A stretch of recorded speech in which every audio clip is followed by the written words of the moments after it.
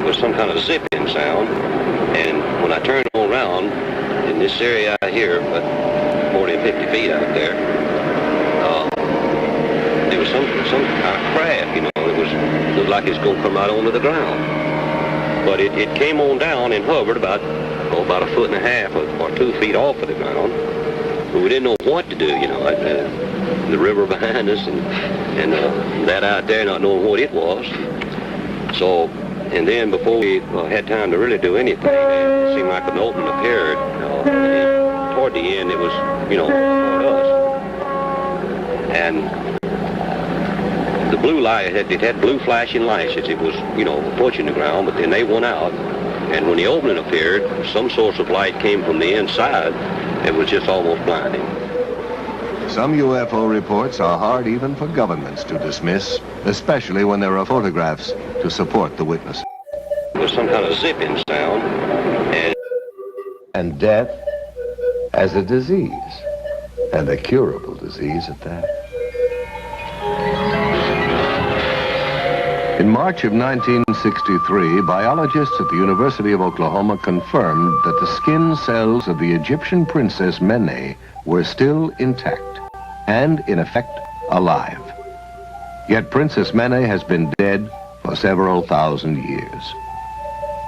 Ancient Egyptian priests apparently knew many of the secrets of life preservation, secrets we are now in the process of rediscovering through a branch of science so new that most people have never heard of it. The name is cryonics. Cryonics is a program of extended life. The notorious Aleister Crowley is shown here, involved in a demonic ceremony. Crowley was often called the most evil man alive and presided over countless black magic ceremonies. Psychic Uri Geller has recently come to the forefront of the news media with his... The notorious Aleister Crowley is shown here, involved...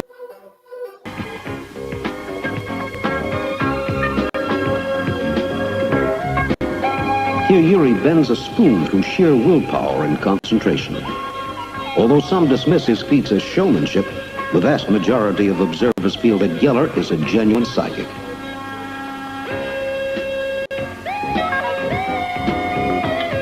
Indian holy men going to the Ganges River to bathe. These holy men take part in this ceremony only once every 6 years. These sadhus spend countless hours attempting to discover the secrets of the universe. These are photos of a man actually walking over hot coals in India. The man walked over coals heated to over 800 degrees Fahrenheit and emerged without injury. The famous Austrian doctor and psychic Franz Anton Mesmer discovered hypnosis and mesmerism in the 1800s. Here we see Mesmer treating a patient. Jones Jr. Oh yeah, you knew that story, right? Yeah. Nah, what happens? You know, I put him on a song where I say even Roy Jones was forced to lean back. That's right after he got knocked out.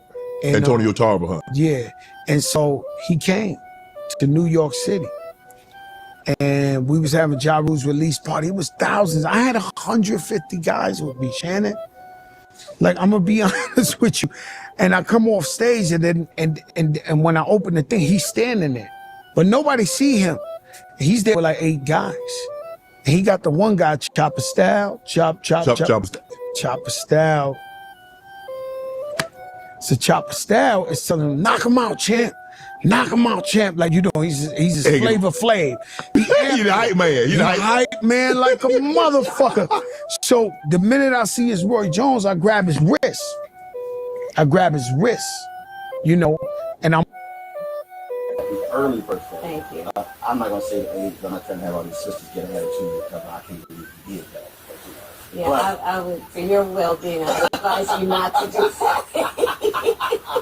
Well, it'll be published anyway, so we appreciate it. Thanks a lot. I appreciate you. Happy early birthday. Thank you. I'm not going to say the age, but I'm not trying to have all these sisters get ahead of you because I can't believe you did that. Yeah, I would. Simulation theory. And, you know, I teach a class on this at Arizona State University. It's probably the first college-level class about simulation theory, and it kind of pulls in science fiction, religion, philosophy, and technology. But one of the key distinctions I tell my students to make, because it's not talked about a lot with simulation theory, is what I call the NPC versus the RPG versions of simulation theory. okay. Right. So NPC, as you probably know, means, you know, non-player characters within video games.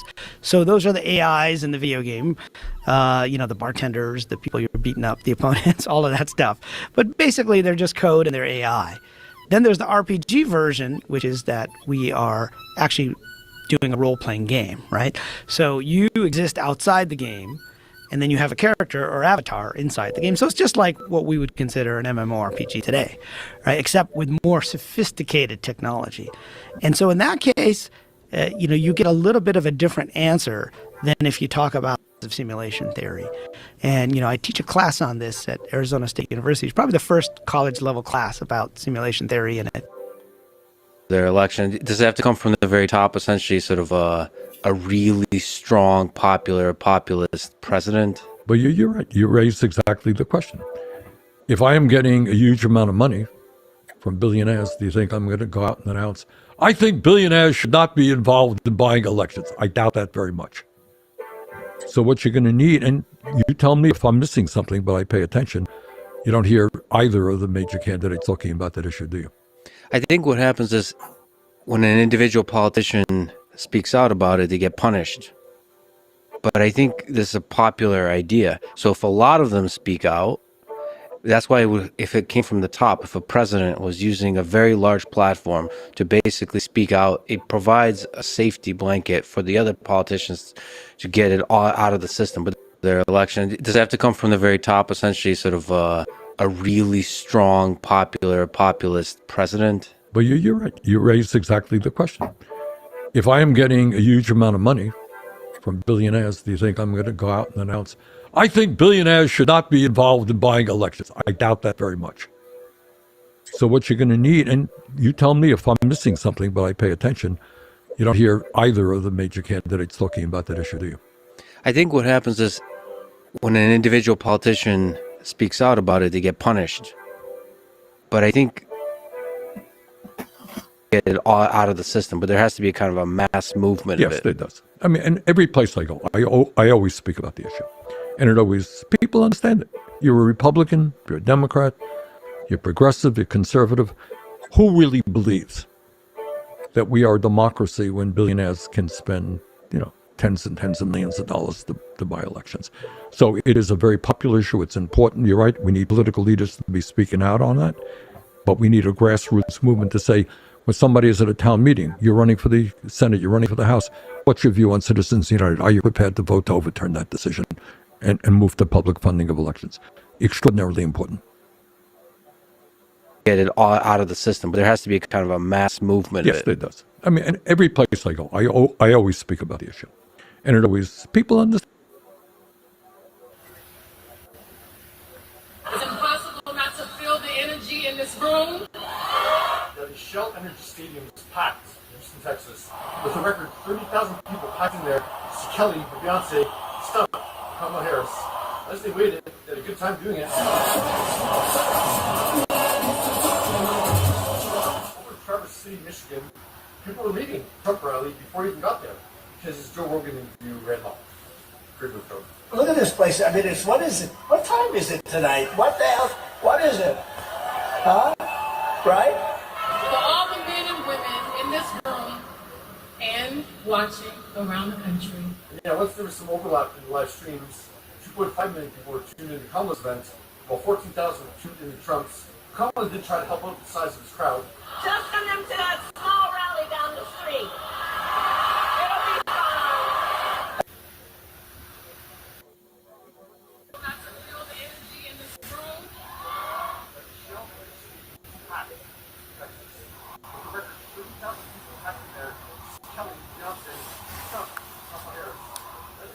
Had a good time doing it.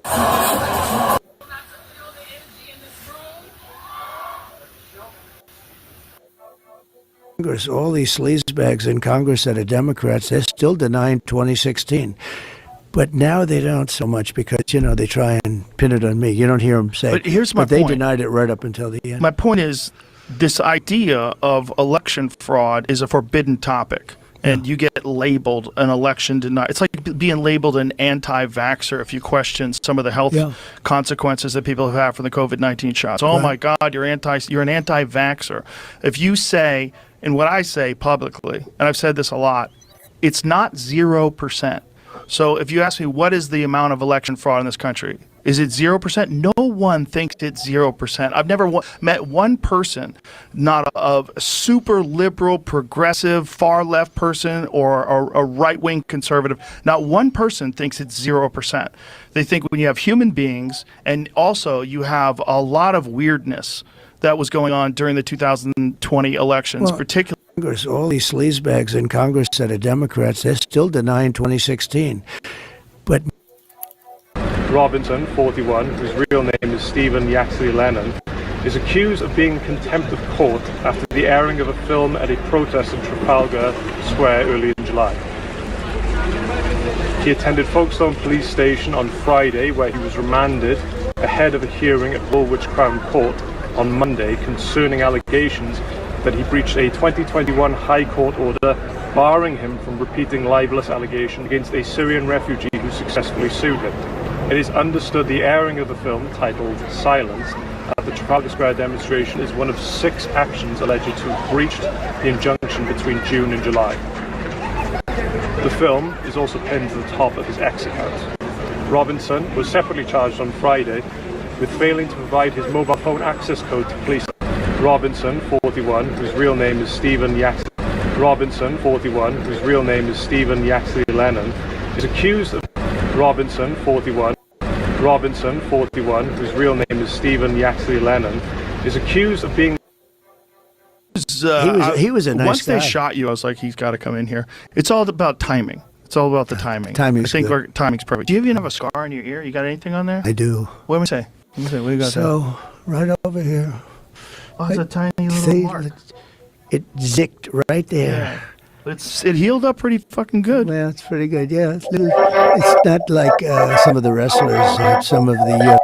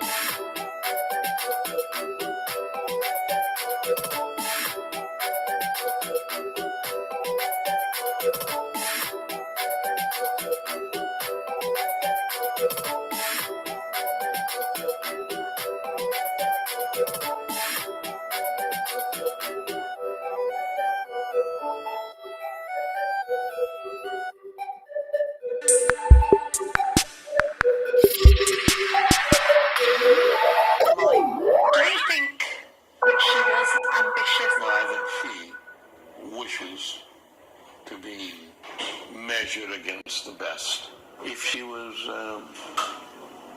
playing tennis, she would be Serena, and that's how this woman would be and can be. She would always be focused on, I'm going to win it. You remember that right from the start? Oh, from day one.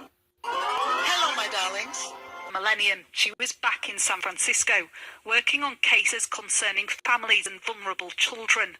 Her old boss, Louise Rennie, remembers her as driven but generous. It was a tough job, but by the same token, you had to have a kind heart. One day, Kamala came into my office with an armful of teddy bears, and she said, "Come on, Louise, it's adoption day.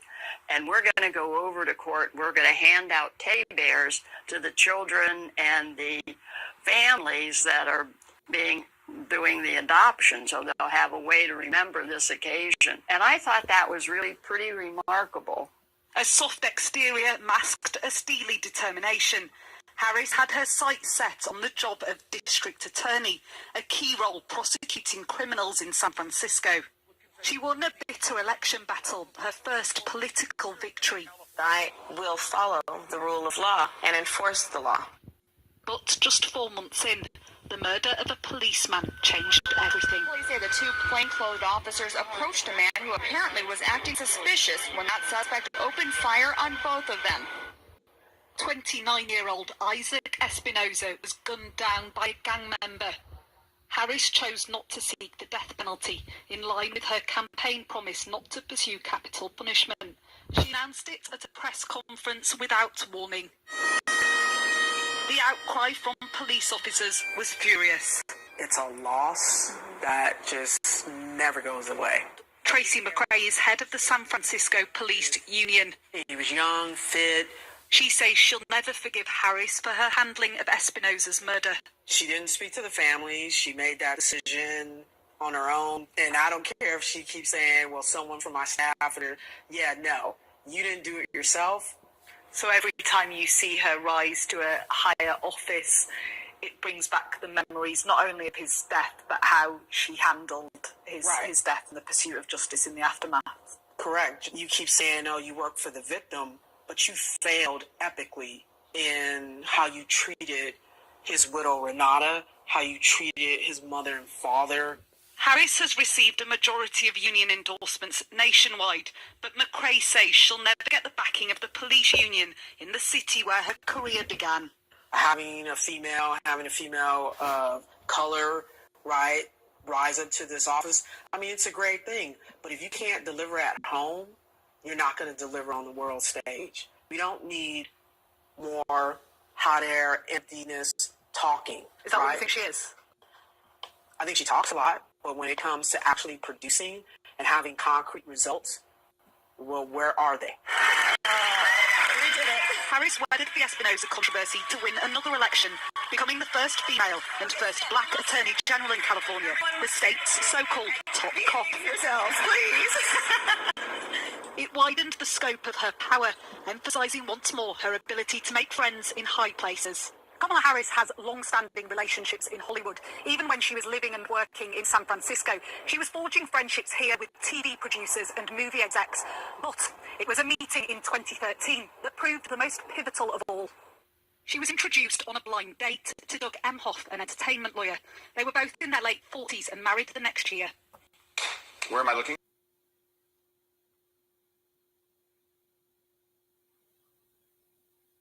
You? To me, yes, please. Matt Maloney is a doyen of Hollywood reporting. In a previous life as a lawyer, he worked with Emhoff. He was very smart, very ambitious, very calm lawyer, handled great cases, and it was a pleasure working for him. Emhoff has 2 children, Cole and Ella, from a previous marriage. I can barely see, Ella, turn the light back on. Together they've become what Harris describes as a big blended family. Smile. Smile. Smile. And then he met Kamala. This film was made by Doug's son, Cole, and used to promote Harris's campaign. In 2014, Kamala became Kamala. She took over Sunday night dinners and taught Doug how to actually cook. It was their way of fighting back at the Trump campaign's casting of Harris as a childless cat lady. I mean, in Los Angeles, this is normal. I mean, it seems like everyone has a stepmom or, someone has multiple marriages, and it's sort of been seamless. Harris became friendly with A-list actors like Hilary Swank and Sean Penn. Disney boss Dana Walden was one of her early fundraisers and is now a close confidant. She cultivated those relationships. She made trips to Los Angeles. She would go to fundraisers here. She would do meet and greets. And she really established herself as somebody that the progressive wing of the Democratic Party could get behind. That Hollywood support propelled Harris's move to the East Coast, where bigger battles awaited. It was 2016, and a new, unexpected force in politics was in town. My little godson's tears tonight because he might have elected Donald. Kamala Harris won a seat in the Senate. I believe this is that moment in time for our country. Catapulting her to national prominence in Washington, D.C. Brett Kavanaugh. Mr. Chairman. To serve as Associate Justice. Mr. Chairman, I'd like to be recognized for a question before we proceed.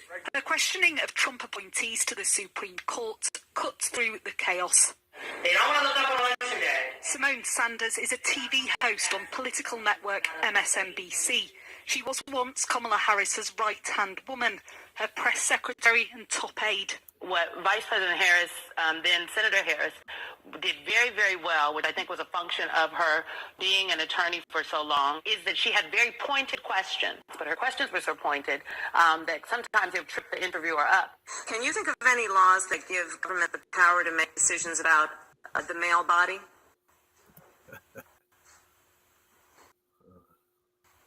I'm happy to answer a specific question, but Male versus female. Ambition growing, Harris threw her hat into the race for president in 2020. America, we are then this. Accused, though, of being too progressive, her campaign faltered early. I have come to one of the hardest decisions of life. And she pulled out before the first primary. My campaign for president simply does not have the financial resources to continue. A failure, then a political lifeline. Your next Vice President of the United States, Kamala Harris. Tell me what democracy looks like. With the backdrop of a raging pandemic and a racial reckoning across America, she was set to become yet another first. While I may be the first woman in this office, I will not be the last. President Biden and Vice President Harris, at the time, they were very, I think, responsive to the movement that had emerged. Many things, I think, converged on this moment in 2020 that brought Joe Biden and Kamala Harris that victory. It was a relationship forged in quarantine. Harris desperate to impress, but unable to define herself. Often speaking in stock phrases. What could be unburdened by what had been? What can be unburdened by what has been? She was accused of flip-flopping on policy. Some said they simply didn't know what she stood for. A good vice president, one does not know what they do every day, right? It's not the job of the vice president to be out front making policy. And it has been 30 years in America since a sitting vice president has ran for president. The last time this happened was Al Gore. It's been a campaign like no other. Kamala Harris had just 100 days to tell America and the world who she is. And who is she, really? Well, loyalty, meticulousness, and competitiveness came up in many of my conversations. Her friends and family believe she can be a world leader. But has she convinced enough of this country? A question which will soon be answered. Martha Kellner, Sky News.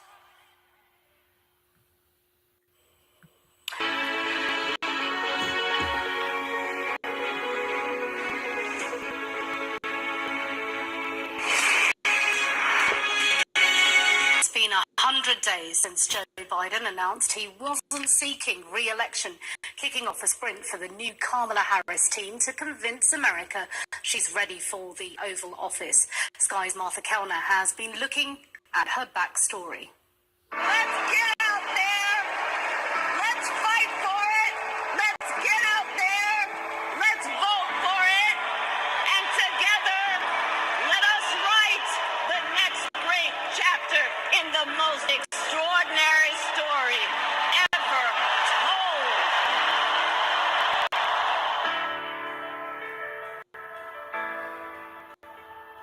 By next week, this woman could be America's first female president.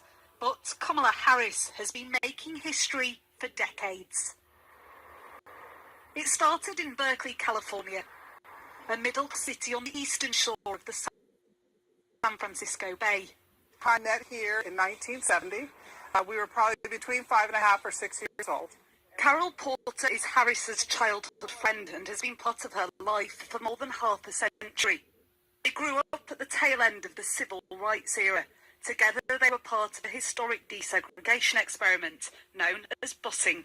What they decided to do was have busing go both ways. So they had the affluent white kids from the Berkeley Hills bused here, and they had the black kids and the immigrant kids bused up to the hills where they didn't live. So, I mean, the bus looked like a little United Nations. Harris's mother, Shamala Gopalan, had emigrated from India to the United States alone, aged 19. her dream to become a scientist. She met Donald Harris, an economist from Jamaica. They fell in love in the throes of America's battle for racial equality. They had Kamala and her younger sister, Maya. By the time Kamala was 6, and they'd moved to this apartment in Berkeley, her parents had split. The bottom part was Shelton's daycare, and the top was where Kamala, Shamla, and Maya lived. Carol drives me along the route their bus took to school. And this is where the Black Panthers had their breakfast program. These are the streets where, when Kamala was a child, the militant Black Power organisation, the Black Panthers, formed. Berkeley, a crucible of radical politics. It was not unusual to see a tank driving up or down the street,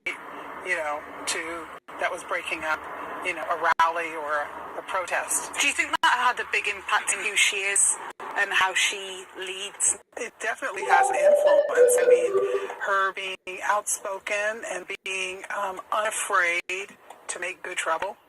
The Harris campaign has highlighted her middle-class upbringing here. Her opponents saying they're exaggerating the facts. Did she work at McDonald's? Because there's this narrative at the moment from the other side that she's not middle class, that there's been inventions in her background. No, we both grew up in that neighborhood that we just left, which was middle class to lower income neighborhood. We all worked at McDonald's. Kamala worked at McDonald's. I worked at McDonald's.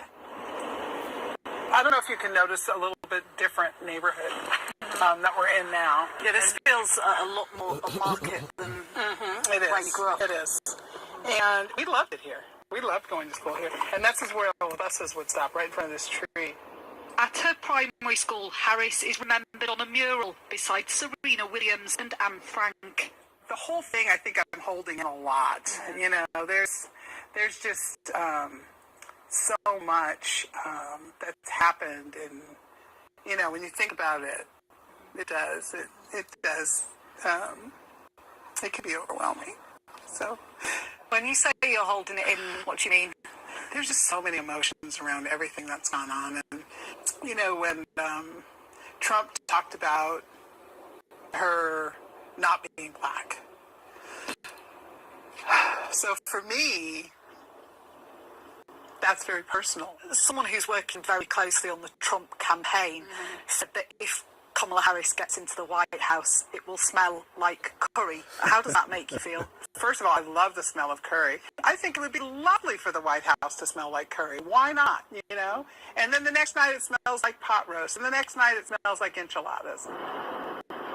On the other side of the Golden Gate Bridge is San Francisco, the city which shaped Harris's career. First as a prosecutor, then a politician. In downtown, Sam's Grill and Tavern is an institution. It's also the regular Thursday lunchtime haunt of former San Francisco Mayor Willie Brown. Brown is also a former boyfriend of Kamala Harris. I was introduced to her at a wedding. My first conversation with her had absolutely nothing to do with politics. She was more focused on her girlfriend's marriage. They dated between 1994 and 1995. At the time, Brown was 60 and Harris 29. Brown, the most influential politician in the city, and at campaign events, confusion sometimes greeted their relationship. There was obviously a big age gap. How did she deal with that? Well, I don't think there was ever any question, and I think that there was a great friendship that blossomed into wonderment for me, and I hope wonderment for her. Their relationship, though, is being used as a battering ram by some on the political right. It is relevant when a young candidate tries to sleep her way into politics and into power. Well, we know her first meaningful job in politics was given to her by her boyfriend at the time, who was married, Willie Brown. How does it make you feel when you hear certain members of the Republican Party suggesting that she exploited her romantic relationship with you to succeed? nothing pleases me more, frankly, than knowing how she'll ultimately be measured on her own performance. By day, Harris was finding her feet in the courtroom as a trial lawyer. By night, she was negotiating San Francisco high society, making the social and political connections that would come to help her down the line. Do you think that she was ambitious? I think she wishes to be measured against the best. If she was playing tennis, she would be Serena, and that's how competitive this woman would be and can be. She would always be focused on, I'm going to win. You remember that right from the start? Oh, from day one. Few communities have seen the level of drug violence. Harris's legal career began in Oakland, California, as the city was battling the tail end of America's crack epidemic. The cases were brutal: murders, drug violence, and turf wars. By the turn of the millennium, she was back in San Francisco, working on cases concerning families and vulnerable children.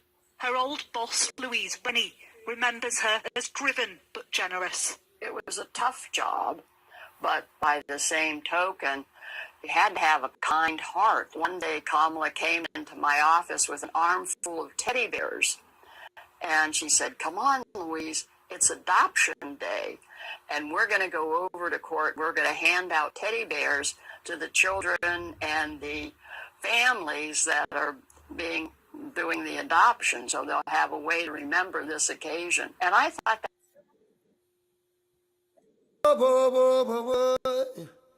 dollars I grade. Whoa, whoa, whoa, whoa, whoa, whoa. Dollars I grade. Select a wizard. A focus again. Run the track. I say focus again. I don't want to all jump on to know. Dollars I grade. Enough to rearrange.